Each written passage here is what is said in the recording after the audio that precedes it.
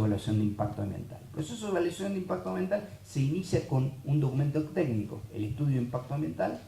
Después tiene una segunda etapa que debería prever la participación ciudadana, información pública y participación ciudadana a través de audiencias públicas o de consultas populares. Y finalmente, la declaración de impacto ambiental de la autoridad, que de acuerdo a la Ley General del Ambiente, artículo 11, y de acuerdo al propio Código de Minería, debe ser positiva o negativa, es decir, aprobatorio o de rechazo. Nunca puede emitirse una declaración de impacto ambiental condicionada. Y esto es lo que encontramos en esta causa. Esta causa que llega, insisto, por vía de un amparo, que se consideraba arbitraria esta resolución, encontramos una declaración de impacto ambiental de la autoridad minera que autorizaba o aprobaba la puesta en marcha del emprendimiento en relación a Agua Rica, que aprobaba con condiciones o bajo condiciones la evaluación de impacto ambiental. Una vez más, la Corte dejó sin efecto el pronunciamiento calificando de arbitrario lo actuado en este caso como autoridad superior, como Superior Tribunal de Justicia, del Superior Tribunal de Justicia de la provincia de Catamarca. Como ustedes ven, a ver, por ejemplo, en este caso, en el caso en el caso Martínez, Sergio Martínez, este caso tuvo también todo estado público porque hubo un momento con una represión policial muy grande, de una manifestación en contra de la instalación de esta minera. Lo cierto es que la Corte volvió a hablar de la necesidad de señalar que en cuestiones ambientales, cuando se persigue la tutela del ambiente, del bien colectivo ambiente, tiene prioridad absoluta la prevención del daño futuro, y en este sentido, la realización de un estudio de impacto ambiental previo al inicio de las actividades no significa una decisión prohibitiva del emprendimiento en cuestión, sino antes bien una instancia de análisis reflexivo realizado sobre bases científicas y con participación ciudadana. Creo que Aníbal Falvo hoy recordaba otro fallo de la Corte en el que habla de esto mismo, es decir, la Corte siempre viene recordando que cuando se exige un proceso de evaluación de impacto ambiental con participación ciudadana, lo que se está instando es a no adoptar una medida prohibitiva de la actividad en cuestión, sino a transcurrir, a desarrollar una instancia reflexiva, como acá lo dice, sobre bases científicas y la participación ciudadana. El derecho ambiental es un derecho transparente, es un derecho democrático. Morelo decía que el derecho ambiental implica la vuelta al ágora. El ágora era la plaza donde se reunían en la polis para discutir todas las cuestiones comunes, públicas, de la colectividad. Es la vuelta al ágora. Y habló también la Corte de, una vez más, de interpretar de manera amplia las reglas procesales con carácter meramente instrumental de medio a fin, y que en estos casos se presenta una revalorización de las atribuciones del tribunal, que cuenta con poderes que exceden largamente la tradicional versión del juez espectador. Como vemos, tanto en la causa Martínez como en la causa Cruz, la Corte abordó el tema de minería sustentable. También lo hizo en la causa Vargas, que se mencionó en la charla anterior. Efectivamente, en realidad la causa Vargas está relacionado con Pascualama. La Corte tiene varias causas ambientales relacionadas con la minería en San Juan. Pero en particular recuerdo dos, esta Vargas, Ricardo Marcelo contra la provincia de San Juan, y la causa Fundación Ciudadanos Independientes. Fundación Ciudadanos Independientes es en relación a Veladero y Pascualama, en tanto que la causa Vargas se ciñe a Pascualama. Cuando la Corte pidió informes, efectivamente, el 1 de agosto del 2015, que se hizo mención en una de las anteriores charlas, Lo hizo porque la Corte de Copiapó en Chile y la Corte de Justicia Nacional de Chile habían suspendido las actividades de la Corte de la Barrick, porque este es un proyecto binacional en Chile, y entre otras razones porque se decía que como consecuencia de la actividad minera se había afectado un glaciar que se encuentra en la frontera, que se llama Toro 1, de manera que la Corte Argentina le pidió un informe urgente a la provincia de San Juan respecto de las medidas que se habían adoptado en relación a esta problemática. Para la Corte también se le hizo mención, no voy a entrar en la discusión, el caso Custet-Jambi para la Corte es un caso de minería, y es una minería sustentable, y es un caso muy interesante porque es un caso de pasivo ambiental. Efectivamente, el Tribunal Superior de Justicia de Río Negro, y eso es muy plausible, en el amparo hizo lugar a la demanda, ordena la remediación en lo que pueda haber un ámbito, yo diría opinable, pero bueno, obviamente yo voy a sostener la posición de la Corte Argentina, es en lo que se conoce en la teoría como la teoría de la implementación del derecho ambiental. Porque en realidad este caso es un caso de pasivo ambiental, es un caso de remediación para, más allá que la remediación es un término que utilizan los ingenieros, en la abogacía se habla, en el derecho se habla de recomposición o de restauración o de reparación en especie o in natura. Bueno, el caso Custet-Jambi se refiere a la ex planta Gonzalito en San Antonio del Oeste. Es un yacimiento, una fundición de plomo, hay chicos afectados, y lo que hubo por ahí alguna discrepancia es respecto de las modalidades con que se adopta los criterios de ejecución de la sentencia. La sentencia en sí mismo que adopta el tribunal está bien, está muy bien y es plausible. El problema, la diferencia, se centró en las modalidades para tornar efectivo esa sentencia. Y por último, y con esto cierro, les voy a contar brevemente el caso de las dos represas, Néstor Kirchner y Jorge Zepernik, en el río Santa Cruz. Es un caso interesantísimo desde el punto de vista de la especialidad, porque por eso quiero hacer una breve referencia a todo ello. Este caso lo inicia la Asociación Argentina de Abogados Ambientalistas de la Patagonia contra la provincia de Santa Cruz, y la Corte Argentina ha adoptado dos resoluciones importantes. Una primera resolución el 26 de abril del 2016 y la última el 21 de diciembre del 2016. A ver, las dos represas se van a desarrollar en el río Santa Cruz. El río Santa Cruz es un río que recorre toda la provincia de Santa Cruz. Desemboca en Luis Piedrabuena, unos kilómetros antes, creo. No llega al mar, pero prácticamente recorre más de 300 kilómetros. Y estas dos represas es una mega obra que ya estaban en el Programa Nacional de Obras hidroeléctricas como obras importantes y prioritarias. Tienen características extraordinarias, porque una de las represas ocupa 17.000 hectáreas y la otra 18.000 hectáreas. Una de las represas es un paredón que alcanza aproximadamente 75 metros de alto y el otro 43 metros de alto.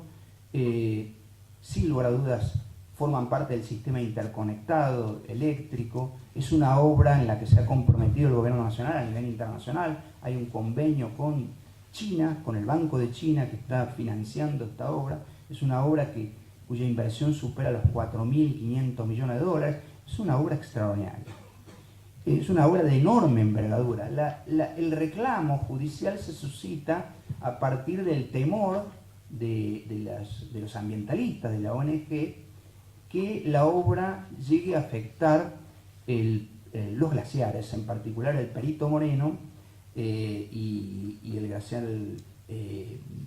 Pegazzini. Bueno, hay 2 o 3 glaciares importantes que podrían llegar a ser afectados si no se baja la cota, el nivel de la altura de las represas, y no se adoptan algún tipo de medidas de modificación del proyecto. De hecho, el proyecto ejecutivo definitivo todavía no está aprobado.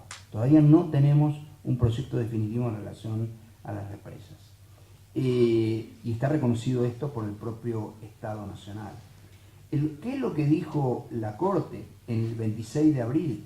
Que la acción de amparo ambiental promovida está destinada a impedir el comienzo de la construcción de 2 represas localizadas en la provincia demandada e involucra trabajos de una magnitud considerable con gran potencialidad para modificar el ecosistema de toda la zona.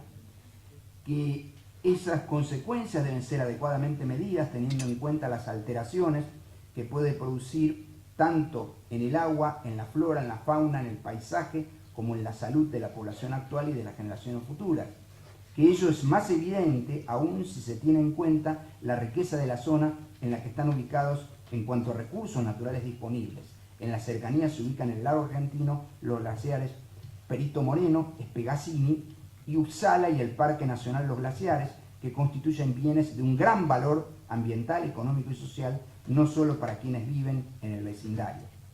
Y después habló, ya desde el punto de vista de la especialidad, habló del macrofin del derecho ambiental, la sustentabilidad, habló del estado ambiental del derecho y habló de la efectividad del derecho ambiental. Esto es, para los ambientalistas, es como el canto de la sirena. Porque, la verdad, la Corte dijo que en consecuencia existe evidencia de obras con suficiente relevancia como para alterar un amplio ecosistema, por lo que se hace necesario asegurar la sustentabilidad del desarrollo que se pretende. Y después dijo que la Constitución Nacional tutela el ambiente de manera clara y contundente, y la Corte Suprema ha desarrollado esa cláusula de modo que permite admitir la existencia de un componente ambiental del Estado de Derecho. La Corte habla del Estado ambiental del derecho, no habla del Estado del Derecho. La Corte dice que la Corte ha desarrollado la cláusula ambiental de modo que permite admitir la existencia de un componente ambiental del Estado de Derecho. Eso, dicho en otros términos, es el estado ambiental del derecho o el estado ecológico del derecho. Por esta razón, dice, cabe señalar que la efectividad que se reclama para todos los derechos fundamentales también debe ser predicada respecto de los derechos de incidencia colectiva y en particular del ambiente. Fíjense que la Corte no está diciendo que el derecho ambiental es un derecho fundamental, pero de alguna manera lo dice, cuando no de manera expresa, pero dice, por esta razón cabe señalar que la efectividad que se reclama para todos los derechos fundamentales, derechos humanos, también debe ser predicada respecto de los derechos de incidencia colectiva y en particular del derecho ambiental. Y después dice que hay que garantizar la eficacia de los derechos. Dice, ellos así, pues le corresponde al Poder Judicial buscar los caminos que permitan garantizar la eficacia de los derechos y evitar que estos sean vulnerados. Ustedes saben que Ricardo Lorenzetti y Antonio Benjamín han desarrollado en el derecho ambiental la llamada teoría de la implementación del derecho ambiental. ¿Qué es la teoría de la implementación del derecho ambiental? Bueno, el derecho ambiental tiene pretensiones de regulación continua. El derecho ambiental es como un perro sabueso. Perros sabuesos dicen que tienen la mordida más firme y fuerte que se conoce entre los perros.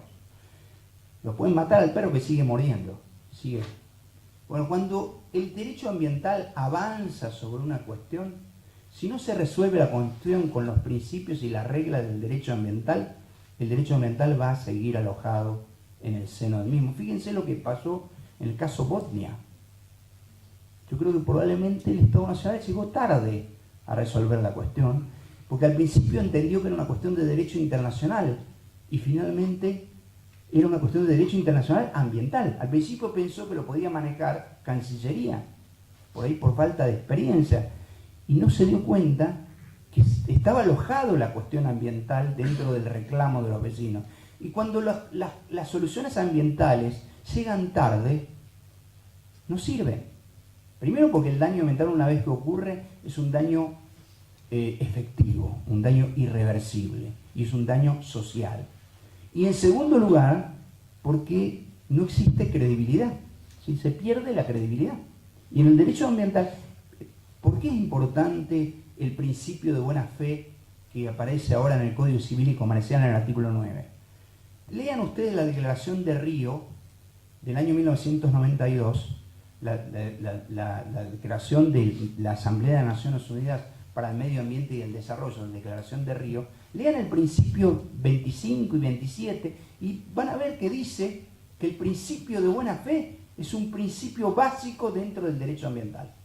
¿Por qué? Por lo mismo que recién les comentaba, el derecho ambiental es un derecho democrático, es un derecho que se ubica en la esfera social de los individuos, es un derecho de pertenencia comunitaria, es un derecho referido a los bienes comunes, como enseñaba Gonzalo, es un derecho referido a los bienes colectivos. Entonces, el derecho ambiental lo que exige es ayornar, es reformular, diría Morelo, aplicar lo mismo pero de manera diferente. A partir de la inmersión del derecho ambiental, están en revisión todos los institutos clásicos del derecho.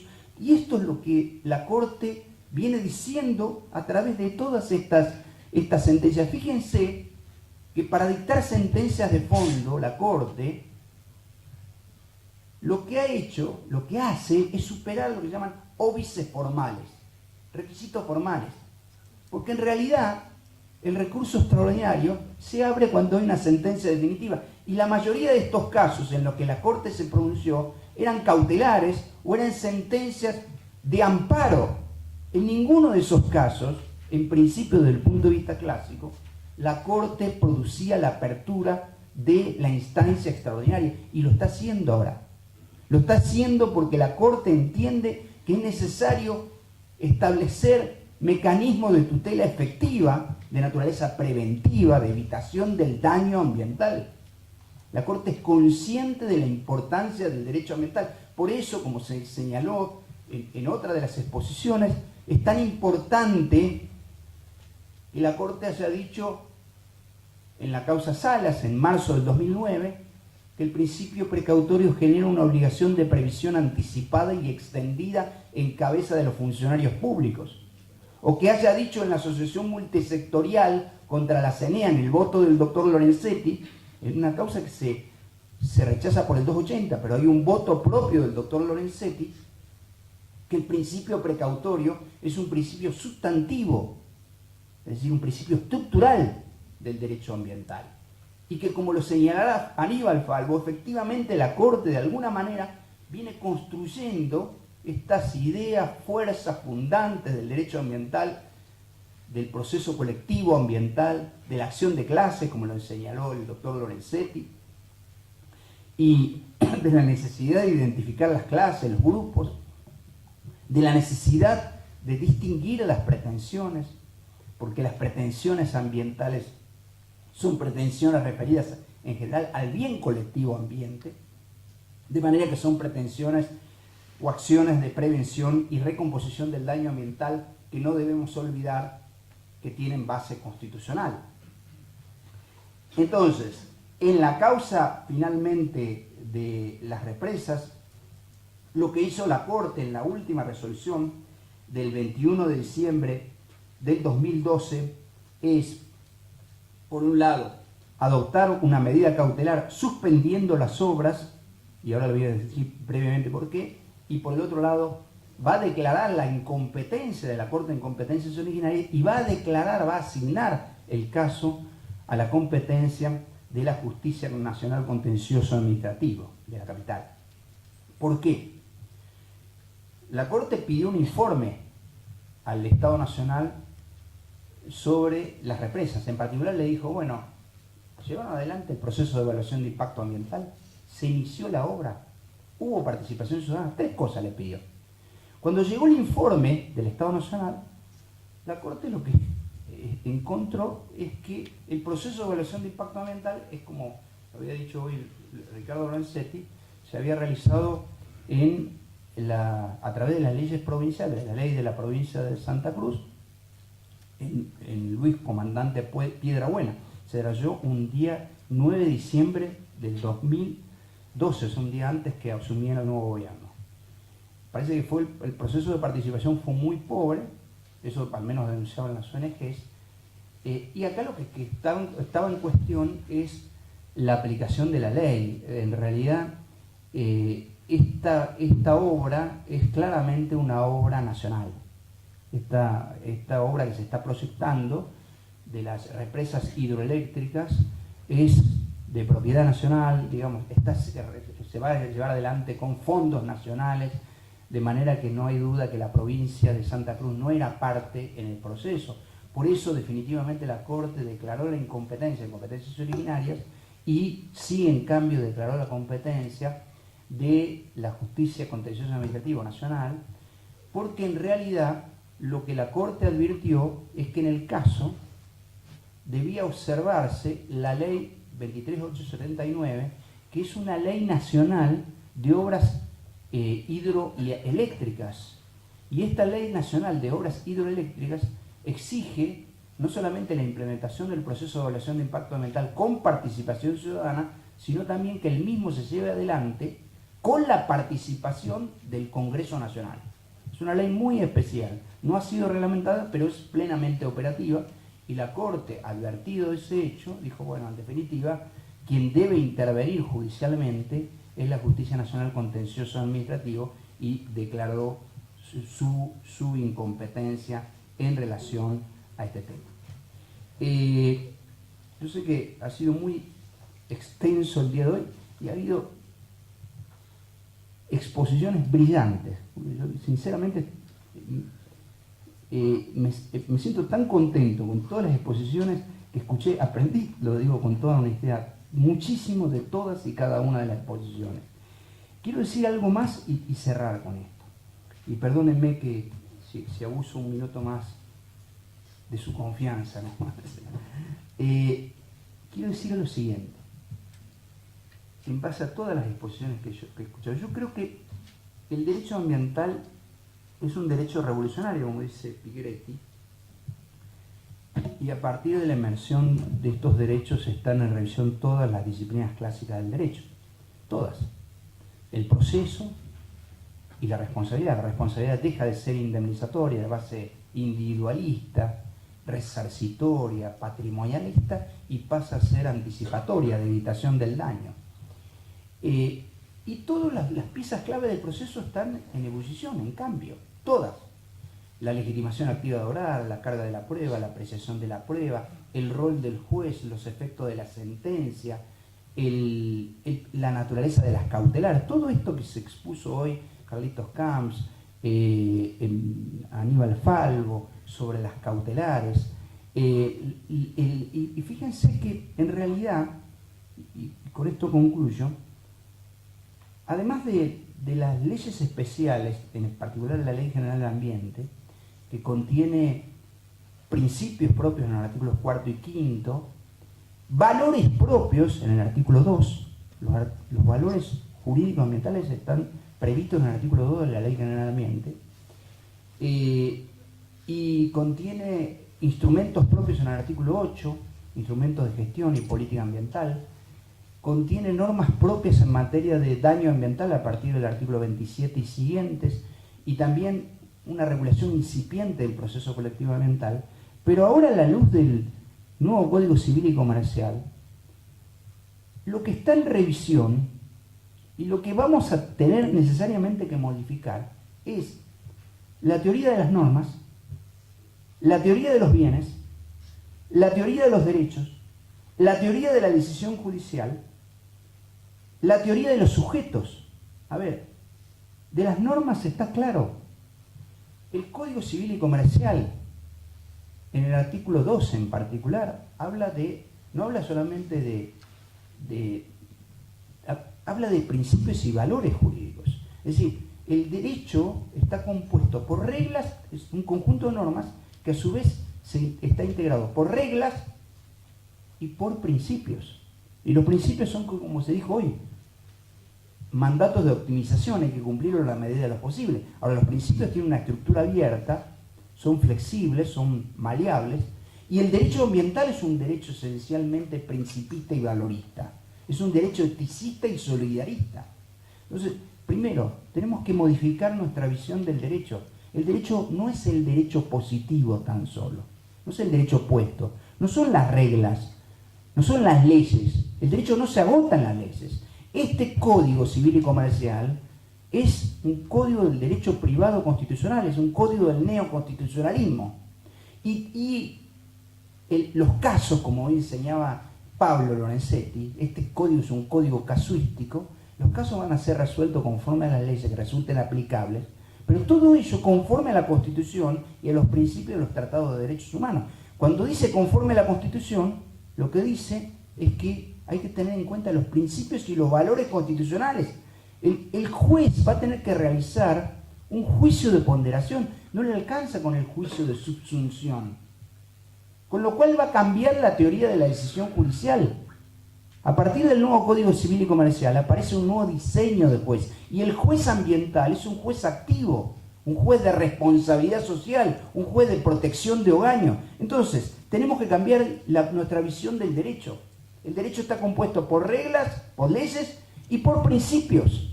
Segundo, tenemos que cambiar nuestra visión de los bienes. Hay bienes individuales y hay bienes comunes, como enseñaba Gonzalo. Hay bienes comunes, hemos recuperado los bienes comunes. Estaban en el derecho romano. Después vino la Edad Media y por último, en la Edad Moderna, desaparecieron los bienes comunes. Pero existen, son los bienes colectivos, son los bienes de pertenencia comunitaria indivisibles. Yo no puedo decirle a ustedes, no respiren mi aire. El ambiente es un bien indivisible, un bien colectivo. Vamos a tener que cambiar esta idea porque el Código Civil y Comercial regula aspectos relativos a derechos individuales, derechos disponibles y derechos indisponibles, derechos comunes o derechos colectivos. Y el ambiente está referido a un bien colectivo. Vamos a tener que cambiar nuestra concepción de bienes y nuestra concepción de derechos. No solamente hay derechos individuales, derechos subjetivos, sino también hay derechos de incidencia colectiva referidos al bien colectivo ambiente o derechos de incidencia colectiva referidos a los intereses individuales homogéneos, porque el artículo 14 del Código Civil y Comercial expresamente reconoce estos dos tipos de derechos. Vamos a tener que cambiar la teoría de la decisión judicial. El juez ya no puede manejarse como antes, con métodos por ahí literales, o pensar en el espíritu de la legislación. Ya no se habla del espíritu de la legislación, ya no se habla del espíritu de la ley. Lo que se está apuntando es, en todo caso, al espíritu del derecho, porque el código en el artículo 2 habla que la interpretación debe hacerse de manera coherente con todo el sistema de derecho, con todo el código. Entonces el juez va a tener que hacer un juicio de ponderación, de proporcionalidad, de razonabilidad propio de los jueces constitucionales.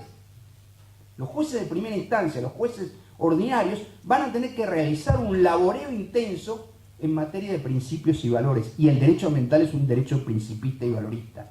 Y por último, va a variar toda la técnica de la hermenéutica jurídica, del conflicto. Hay que modificar el concepto de caso y por último, y finalmente, los sujetos, que era lo que hablaba Enrique hoy, cuando hablaba de la naturaleza y de los animales como sujetos de derecho. Mire, tenemos acá un amigo común, que es Federico de Lorenzo. Y un día Federico me dice, vos sabés, estuve pensando, el derecho no dañar al otro, lo vamos a tener que repensar. Pensaba en la apotegma del derecho de Ulpiano, no dañar al otro, el alterum non